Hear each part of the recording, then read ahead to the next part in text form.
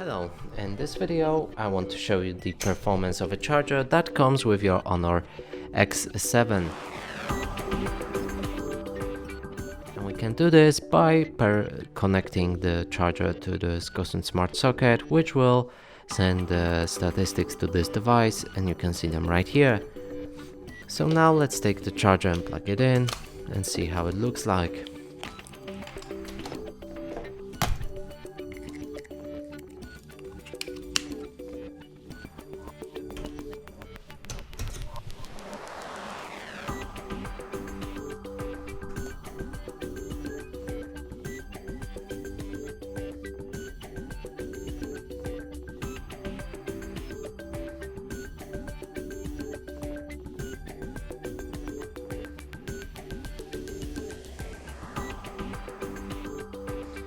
So now after it's plugged in, it takes about 30 seconds to make all of the statistics stable, so let's wait.